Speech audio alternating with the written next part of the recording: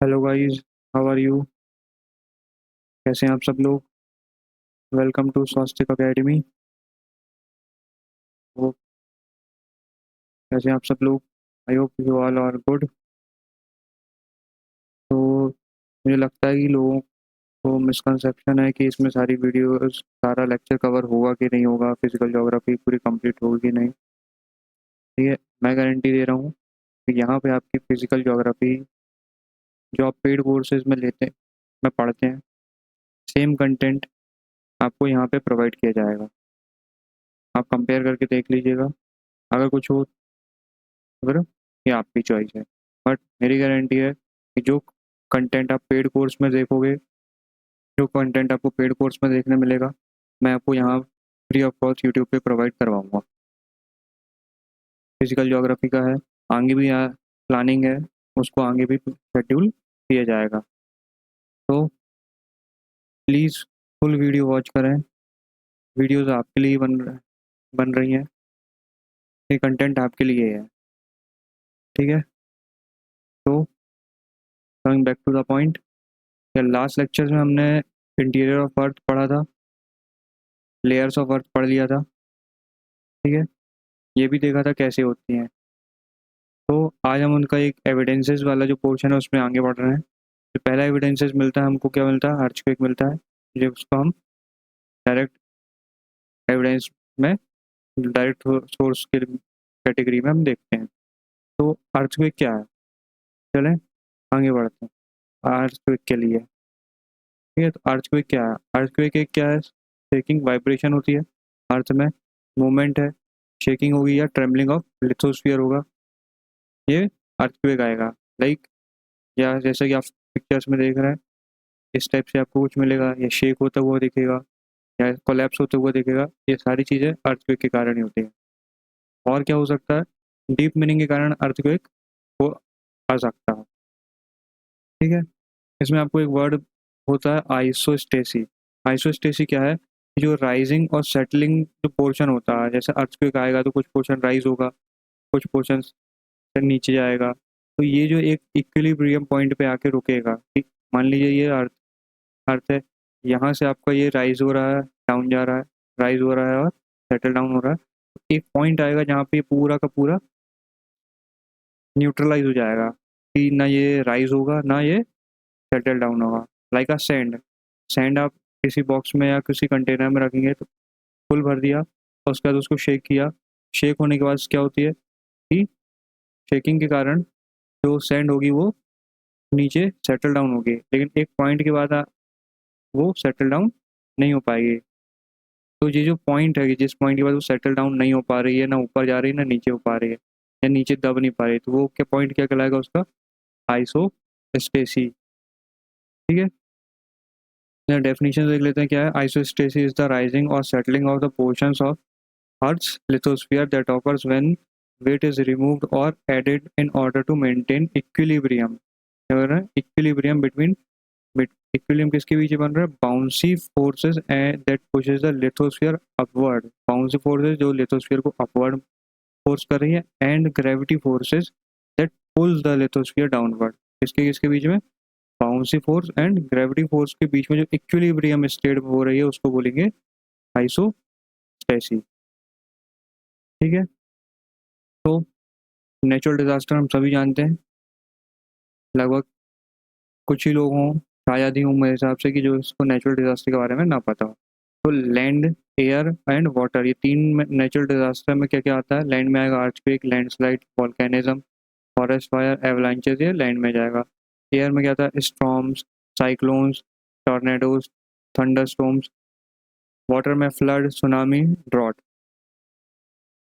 ठीक है, तो जो लैंड अर्थक्वेक है, अर्थक्वेक के कारण क्या क्या चीज़ें हो सकती है अब ये देखते हैं। अर्थक्वेक के कारण लैंडस्लाइड हो सकती है, वॉल्केनिज्म हो सकता है, एवलांच हो सकता है। आप अगर सी सरफेस एरिया में आएगा तो, सी फ्लोर में आएगा तो सुनामी भी आ सकती है। तो ऑब्वियस सी बात है, अर्थक्वेक अगर सी में आएगा या ओशंस में आएगा तो सुनामी के चांसेस बढ़ सकते हैं। ठीक है, फिर नेचुरल डिजास्टर में आता है। तो अब देखते हैं अर्थक्वेक की मूवमेंट क्या होती है, अर्थक्वेक कैसा होता है, क्या होता है। तो एक पॉइंट होता है, मान लीजिए ये पॉइंट है, ये अर्थ है, ये अर्थ में यहाँ पे एक पॉइंट है, यहाँ से अर्थक्वेक चालू हो रहा है। अर्थक्वेक कहाँ चालू हो रहा है? एक फॉल्ट जोन बनता है, एक फॉल्ट लाइन बन क्रिएट हुई, ये फॉल्ट लाइन क्रिएट हो रही है। लाइक इसके दो अर्थ की लिथोस्फीयरिक प्लेट के ऊपर है, लिथोस्फीयर के ऊपर एक फॉल्ट लाइन हो रही है। फॉल्ट लाइन मतलब यहाँ पे आपका एक डीप में एक खाली जोन है, वहाँ पे आपका फॉल्ट डेवलप हो रहा है, फिर क्रैक्स डेवलप हो रहा है। तो वहाँ पे आपका एक पॉइंट है जहाँ पे अर्थक्वेक ओरिजिन होता है, कि वहाँ से अर्थक्वेक चालू होता है। तो जहाँ से अर्थक्वेक स्टार्ट हो रहा है उसको क्या बोलते हैं? फोकस और हाइपोसेंटर बोलेंगे, फोकस एंड हाइपोसेंटर। अब फोकस एंड हाइपोसेंटर से क्या निकलती है? वेव्स निकलेंगी, ऑब्वियसली कुछ वाइब्रेशंस निकलेंगी। तो ये जो वाइब्रेशंस और जो वाइब्रेशंस निकल रही हैं, इसको हम बोलते हैं सीस्मिक वेव, सीस्मिक वेव्स। तो हाइपोसेंटर से सीस्मिक वेव्स निकलेंगी। सीस्मिक वेव्स, जो वेव्स सबसे पहले अर्थ सरफेस में है, जिस पॉइंट पे अर्थ सरफेस पे सबसे पहले सीस्मिक वेव जाके पहुंचेगी, उस पॉइंट को बोलेंगे एपी सेंटर। क्या बोलेंगे? AP centre. ये समझ में आ गया? फोकस समझ में आ गया, एपी सेंटर और सीस्मिक वेव्स। अब हम आगे बढ़ते हैं सीस्मिक वेव्स में। तो सीस्मिक वेव्स क्या कहलाती है? जो सडन मोमेंट होता है अर्थ का, जो उससे पहला फॉल्ट से आता है अर्थ के, जिससे क्या होती है? Waves caused by sudden movement. जो भी वेव्स कॉज्ड होगी या वाइब्रेशंस कॉज्ड होगी कैसे सडन मूवमेंट से, वो सीस्मिक वेव्स में आएगी। इससे क्या हो सकता है? वॉल्केनिक इरप्शन हो सकते हैं, एक्सप्लोजन हो सकते हैं, लैंडस्लाइड हो सकती है, एवलांचेस हो सकते हैं, rushing reverse can also cause by seismic waves. ये बहती हुई रिवर जो ज़्यादा है वो भी सीस्मिक वेव्स डेवलप कर सकती है। ठीक है। अब सीस्मिक वेव्स क्या होती है? सीस्मिक वेव्स दो टाइप की होती हैं, एक होती है बॉडी वेव्स और एक होती है सरफेस वेव्स। अब body waves and surface waves में क्या डिफरेंस है? कि ये अर्थ है, यहाँ से जो फोकस से जो वेव ऊपर तक हो रहा है, ये अर्थ की बॉडी में जो डेवलप होगी, ये क्या आ जाएगी? Body waves. और यहाँ पे जो सरफेस में है, ये सरफेस, और यहाँ पे जो आपका डेवलपमेंट होगा, ये बॉडी वेव्स ऊपर सरफेस एरिया पहुँच के वहाँ पे जो फैलेंगी, इनको बोलेंगे सरफेस वेव। ठीक है, body wave surface waves clear है। तो बॉडी वेव्स दो टाइप की होती है, कौन कौन सी? एक प्राइमरी होती है और एक सेकेंडरी होती है। सरफेस वेव्स भी दो टाइप की होती है, हेरेली एंड लव वेव्स। इनके बारे में हम आगे डिस्कस करते हैं। चलिए, तो सबसे पहले बॉडी वेव्स देखते हैं। बॉडी वेव्स में क्या देखते हैं कि प्राइमरी वेव्स है। सबसे पहले प्राइमरी वेव्स क्या है? ये एक लॉन्गिट्यूडनल नेचर की वेव्स हैं। ठीक है, इनकी सबसे पहले मूवमेंट देखते हैं। इसकी जो मूवमेंट आएगी, ये मूवमेंट आएगी इसकी इस टाइम में, आगे जाएगी पीछे आएगी, आगे जाएगी पीछे आएगी, आगे जाएगी एंड पीछे आएगी, front end backward, front end backward, ये फ्रंट एंड बैकवर्ड। तो ये जो जोन आपको दिख रहा है, ये फ्रंट एंड बैकवर्ड फोर्सेस के कारण आपको दिख रहा है कि फ्रंट आगे जाएगी और फिर बैक आएगी। ठीक है, ये लॉन्गिट्यूडनल नेचर की है। ये क्या होगी? ये parallel to the moment of particle के मूवमेंट के पैरेलल चलेगी। मतलब जहाँ आपका प्रोड्यूसर है, ये इसके पैरेलल में वर्क करेगी। इस इसको कैसे, ये कैसी हो सकती है? या तो साउंड वेव्स या प्रेशर वेव्स की जैसी हो सकती है, कहा जा सकता है इसको। इसकी स्पीड क्या रहेगी? 8 to 9 किलोमीटर पर सेकंड की स्पीड रहेगी। ठीक है, फिर ये क्या करती है? रेयर टू डेंसर में आपका ये मूवमेंट बढ़ा इंक्रीज हो जाती है, ट्रैवलिंग बढ़ जाती है। लाइक लिक्विड टू सॉलिड में जाएगी तो बढ़ जाएगी। ठीक है, रेयर टू डेंसर में मतलब रेयर मतलब कम जगह पे, और डेंसर मतलब डेंस जगह पे ये इसकी स्पीड बढ़ जाएगी। ठीक है, अब सेकेंड वेव्स कौन सी है? सेकेंडरी वेव्स, जिसको हम एस वेव भी बोलते हैं। ठीक, ये लॉन्गिट्यूडनल है पी वेव्स, और ये S wave transverse in nature है। ट्रांसवर्स इन नेचर कैसे बोल सकते हैं? क्योंकि ये perpendicular to the wave direction रहेगा, जो वेव डायरेक्शन रहेगी उसके परपेंडिकुलर मूव करता है, like this, like a wave. Wave के कारण होता है, इसलिए इसको सेकेंडरी वेव या ये ट्रांसवर्स इन नेचर होगी। इसका जो डायरेक्शन है वो परपेंडिकुलर डायरेक्शन रहेगा। दोनों एक चीज और, सॉरी, क्या है, पी वेव्स ट्रेवल करेगी सॉलिड लिक्विड एंड गैस तीनों में ट्रेवल करेगी, और एस वेव जो है वो सिर्फ और सिर्फ सॉलिड में ट्रेवल करेगी, ना कि वो लिक्विड में ट्रेवल नहीं करेगी। ठीक है, क्लियर है।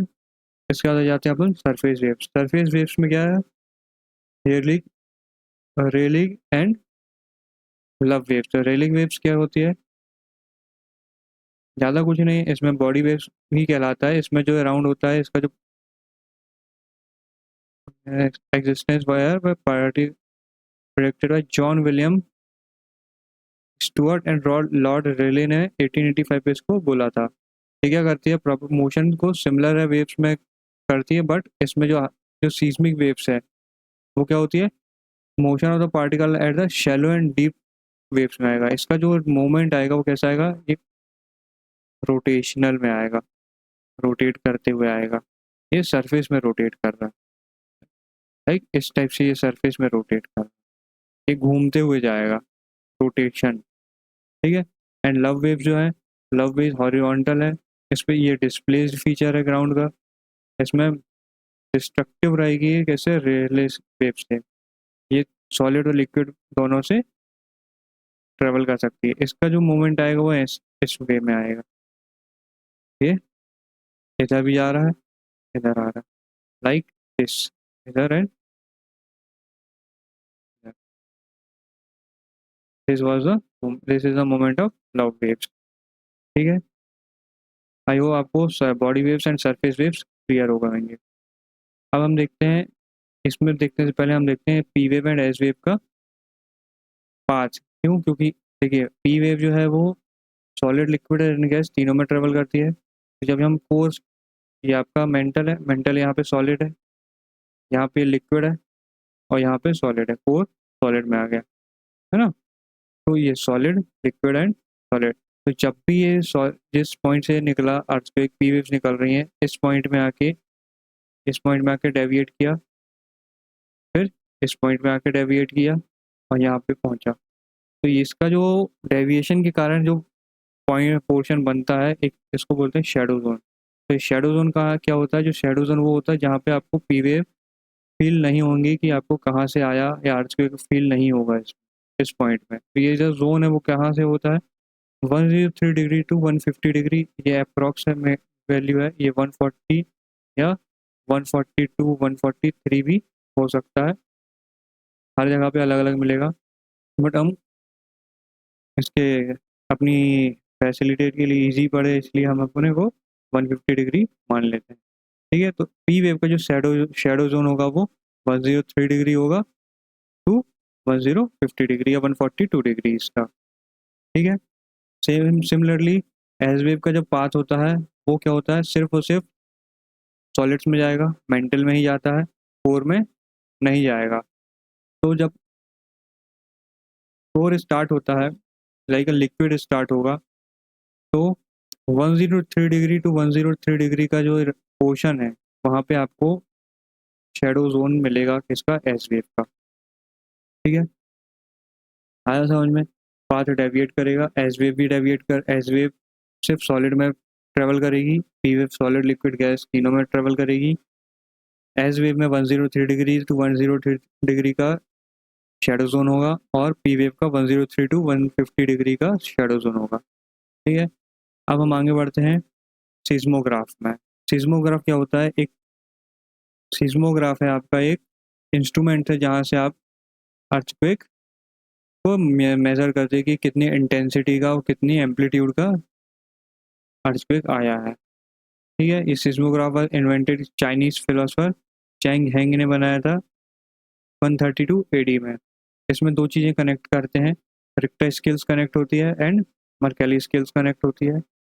रिक्टर स्केल आप इसका एम्पलीट्यूड मैग्नीट्यूड निकालता है, मतलब साइज ऑफ द अर्थक्वेक निकालता है एम्पलीट्यूड से, जो क्या है, रिक्टर स्केल में कैसे वर्क कर रहा है, लॉगरिथमिक स्केल है जो मैग्नीट्यूड निकालती है। ठीक है, और मर्केली स्केल क्या है, जो आपका इंटेंसिटी निकालेगी अर्थक्वेक की कितनी इंटेंसिटी का अर्थक्वेक आया था। ठीक है, रिक्टर स्केल्स क्या करती है, जब उसकी रीडिंग्स है वो 1 to 2 3 4 5 6 ऐसी रीडिंग्स आती हैं।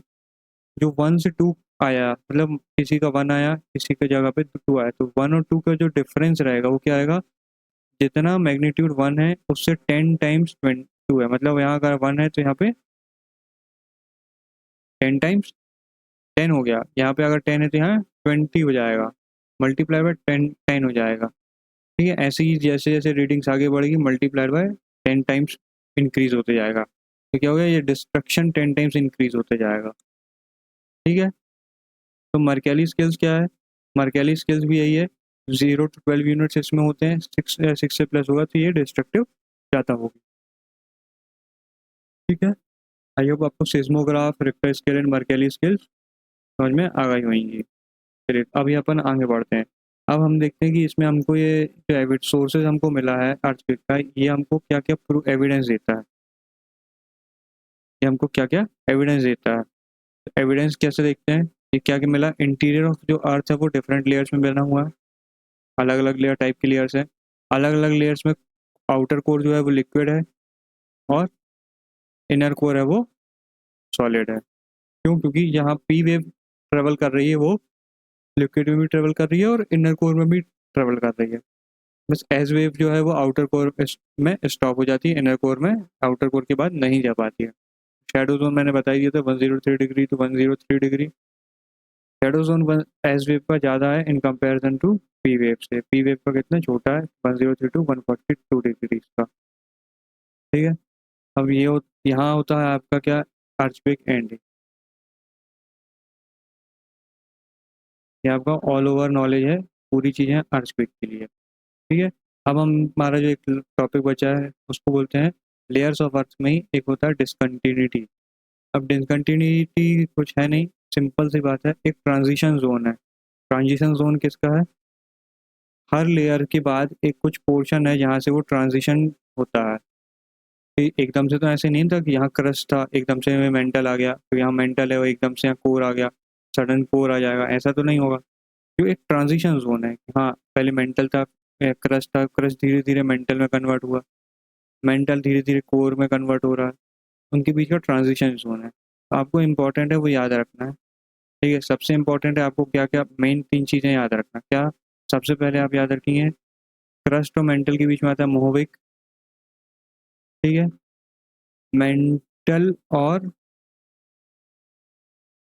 देखो क्रस्ट और मेंटल के बीच में मोहविक आ गया, इसके बाद मेंटल और कोर के बीच में आता है गुटनबर्ग, मेंटल एंड कोर के बीच में आएगा गुटनबर्ग, याद करने का तरीका। ठीक है, अब इसके बाद अपन अलग अलग देखते हैं।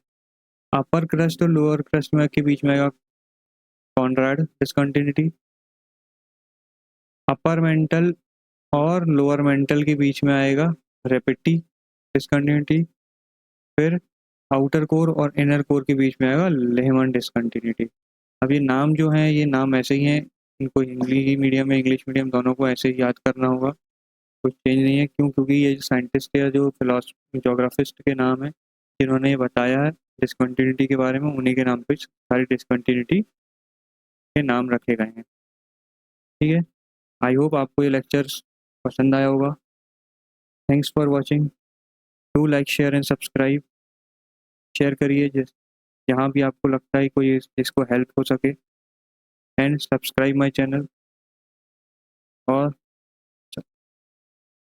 फाइनल बात कि पूरी की वीडियो देखें, आधी अधूरी वीडियो ना देखें, स्टार्टिंग में जज करने की गलती ना करें। आपको यहाँ पे पूरा वो कंटेंट मिलेगा जो पेड कोर्स में आप कवर करते हैं। आई hope you like the video, thanks for watching, next video मिलते हैं। और ये जो आपको जो मैंने लेक्चर्स दिया है ये आपको कहाँ मिलेगा पढ़ने का, 11th क्लास की NCERT है फिजिकल ज्योग्राफी की, उसका chapter number 2 and chapter number 3 आप रीड करिए, ये लेक्चर्स देखिए, चैप्टर नंबर 2 एंड 3 रीड करिए, आपको सही समझ में आएगा कि कहाँ डायरेक्शन किया जा रहा है। पूरी NCERT कवर हो जाएगी और एडवांस लेवल में कवर होगी, जो NCERT में नहीं है वो भी यहाँ कवर हो जाएगी। ठीक है, thanks for watching, take care, good bye.